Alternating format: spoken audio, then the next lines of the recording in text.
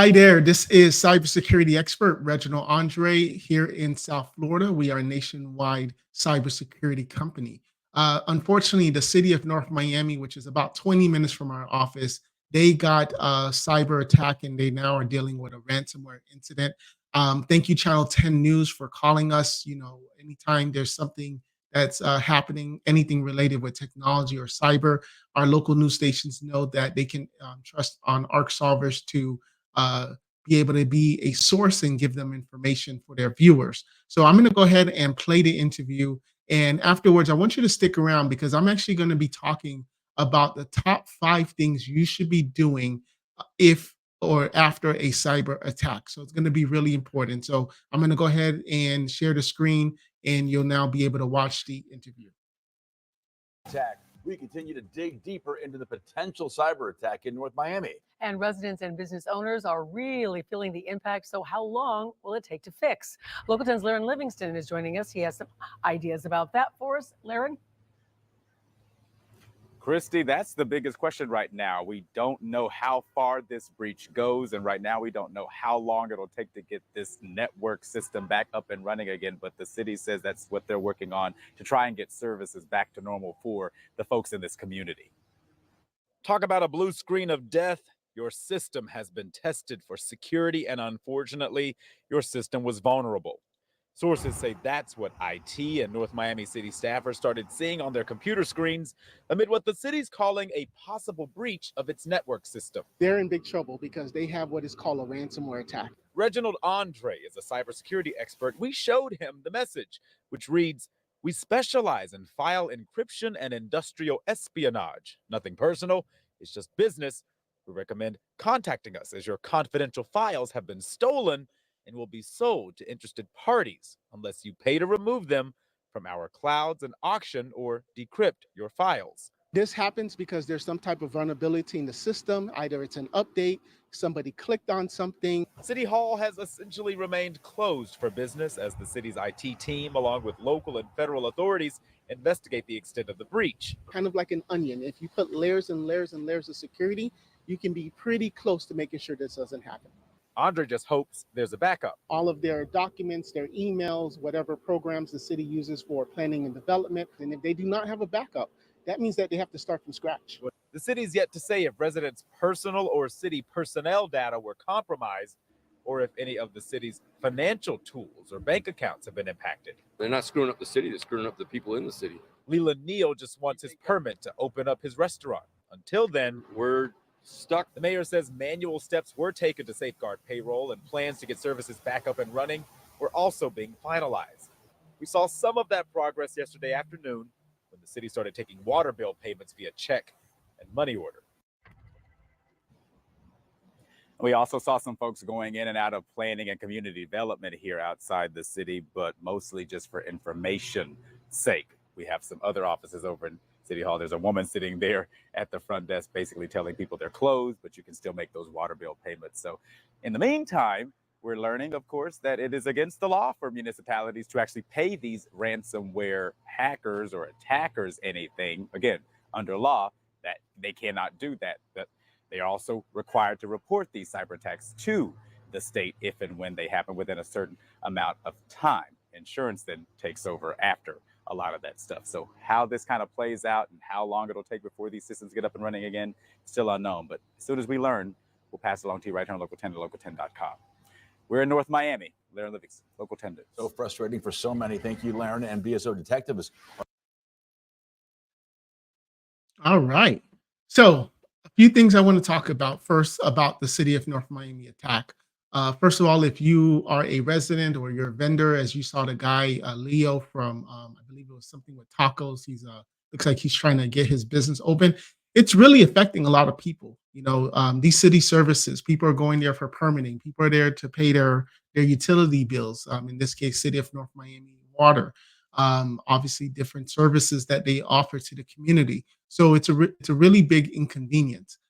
So if you are a resident or if you are a vendor and you were affected, I would love to hear your comments and how you were affected by this. So next thing I want to talk about is I want to talk about dealing with a ransomware attack. Now, some of this information is I hope you're not watching this after the fact, but I want you to kind of just understand some of this information because it's so important to know how to deal with a ransomware attack. So the information I'm going to be giving you, my goal is now for you to take this and kind of now reverse it. Okay, Andre, he said this. We don't have this. Now let me go ahead and go do this. So or at least have this plan in place. Some of it you can't do until it happens, but at least have the plan in place. So here are my top 5 steps to take after experiencing a ransomware attack. Now, the first thing that you want to do is that you want to isolate and contain the infection. So many times the ransomware could be on a one individual computer. It can be on a department, depending if you have the department segmented. Like, for example, you see in the city of North Miami, their library department was still open and operating as normal. The police department was still open and operating as normal, but it was City Hall. So that tells me a great job by North Miami by not putting all of their departments. There's some departments that you just have to be able to isolate. You don't want the City Hall talking with the police department because you don't want the virus to spread. So the first thing that you want to do is you want to disconnect your affected systems. Immediately disconnect anything that's on the network. And there's some types of different theories, and you gotta, I'm giving you general information. But what you want to do typically is you want to disconnect the internet. You may want to disconnect the wire that's going to that computer. So essentially, you don't want it to spread. You don't want information to go back. So what we always have in our plans is you disconnect the internet, you disconnect the computer from the network because you don't want it to spread. So that includes Wi-Fi, Bluetooth, anything, any other wireless connections. If you have TVs, because you really don't know how it's happening. So first thing you want to do is they're saying, okay, the accounting department has some type of cyber breach. All right, go ahead. Let's disconnect them from the network. Now, that doesn't mean if the accounting department, which is all in the same office as the marketing department, does if accounting department is the only one that's affected, that doesn't mean that marketing continues to work. No, you got to now take that a whole nother level, but especially the computers that have that blue screen like they showed on the news. You want to make sure that particular department is isolated. The second thing that you want to now do is you want to assess the situation and determine the scope. Hopefully, you already have tools and resources that you can use to identify the different ransomware that's involved, as some strains may not have some decryption tools. You want to determine the extent of damages. You're going to need all hands on deck. You're going to need to be able to now quickly phone call and talk to each department head. Hey, what's happening on your department? Did this happen? Is it only isolated here? Depending on how big your organization. If you're a 10-person office, and everybody's in the same building, then hey, just walk around and look. But if you have satellite locations, people work from home, you're going to need to make a quick tally to see how far this has spread. That again, the reason why I'm giving you these tips is now for you to now reverse engineer what I'm saying. Because do you have a plan in place that says I have everybody, all my department, all my employees' information on a printed spreadsheet with their name, their number, and how I can reach them? Because I know a lot of these companies now, they use Microsoft Teams, or they may use some type of VoIP system that's associated with their computer. So that means you got to have your employees, their personal cell phone numbers. You have to have a way to reach them, so that you can communicate with them. And they have to have a way to reach management too. Because if you and your staff can usually only communicate through Microsoft Teams, and nobody knows each other's number, because if they need to text something, they just Teams. If they need to call, they just use Teams. Then that just shows that HR can't just be the only department that has everybody's personal information as far as the cell phone. The third thing I want you to do is I want you to report the incident. So your employees must be taught that if there is a cyber breach, or if there seems to be a cyber breach, you have to inform management, inform IT, and any other relevant internal stakeholders about the attack to coordinate a response. Keyword: coordinate a response. Now, let's just say it's 3 o'clock in the morning, and you have a few, people working the graveyard shift. Do they know who to call? Let's just say they call their supervisor and the supervisor is sleeping. Do they have an emergency number to call IT?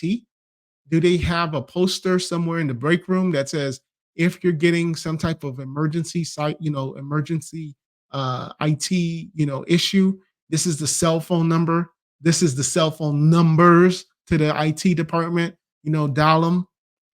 So you got to have that stuff in place already. Next thing that you want to do, and just going back to the stakeholders and to coordinate a response, got to get. Do you have a counsel, attorneys on staff or on standby? Your insurance, your cyber insurance, notifying your cyber insurance of this, because part of the policy that you have is that they supply the resources. Going back to counsel, who's going to now notify the client? How are you going to notify the client? And it's not for the insurance company to tell you this. You already have to have a plan. Now, what you're doing is you're now just executing this plan. So now going back to counsel, are you telling your clients? In this case, City of North Miami. I just checked their Facebook. Guess what? There's nothing on their Facebook that says they have an incident. On their website, it's just a pop-up saying that they're having a cyber incident. But how upset will I be now if I drive all the way to City Hall and to find out that City Hall is closed and they can't do anything? It would have been nice to send a text message, or it would have been nice to put something on the social media. Now, sometimes you want to be careful with that because you don't want to now cause panic. I understand that, but there still has to be some responsibility to notify your clients, especially if you're a business, and notify your clients, hey, our store's closed today. Hey, customer service, send us an email right now. Our phones aren't working. Or, hey, we're dealing with a cyber issue right now. So if it's an emergency, please call this number. Otherwise, it's going to take 48 hours. Update something on your social media, on your Twitter, on your Instagram, and so forth like that. Now, another thing that you should do, but honestly, it's more of a formality, is report it to authorities. Now, this is after you speak with counsel, but there are websites where, and when I say websites, I mean resources with the FBI. There are resources with certain agencies that you can report this, because sometimes they need this for their investigation. Honestly, I'm going to put that last on my list because the authorities really aren't going to help you. If you call the FBI right now, call their national 1-800 number, say, hey, I'm here. My name is George. I'm here in Miami, Florida. I just got a cyber attack. They're first going to ask you, what type of business, George, do you have? And when you tell them that you have a 20, 30-person small business company, they're going to say, okay, well, George, thanks for the information. Let us know how it goes. But don't expect, two guys in a Men in Black suit to now, with some briefcases and now going to give you resources. So next thing that you want to do is, let's now look at your backups, right? Hopefully you have backups. Hopefully you have backups. And again, what we're talking about is ransomware attacks. So if you have the backup, we need to first make sure that it's air gap, because what we don't want is that that the hacker, the attacker, to now go for your backups.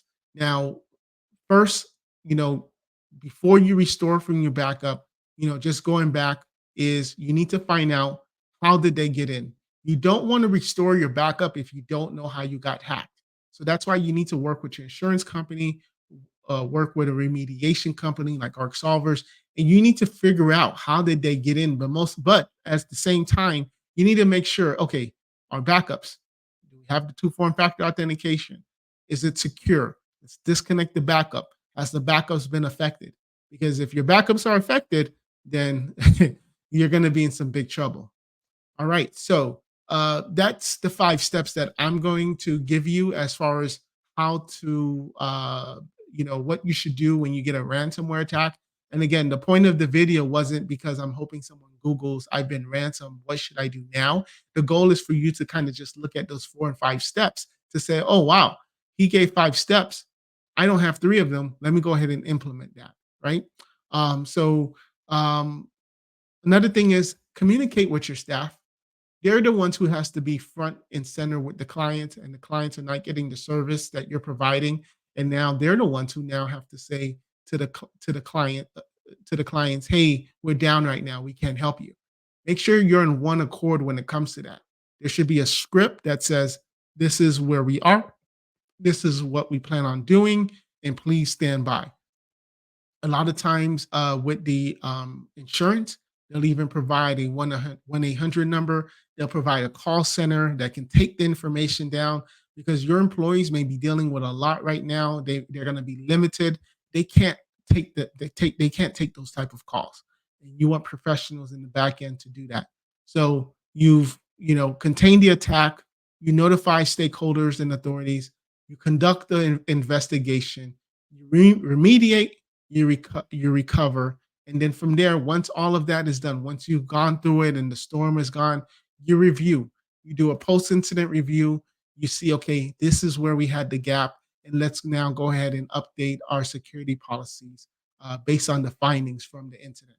So I hope this was helpful on an update on the city of North Miami, and if you do get a ransomware attack, what should you do? And again, the purpose of the video wasn't so that you can now wait for a ransomware attack to happen.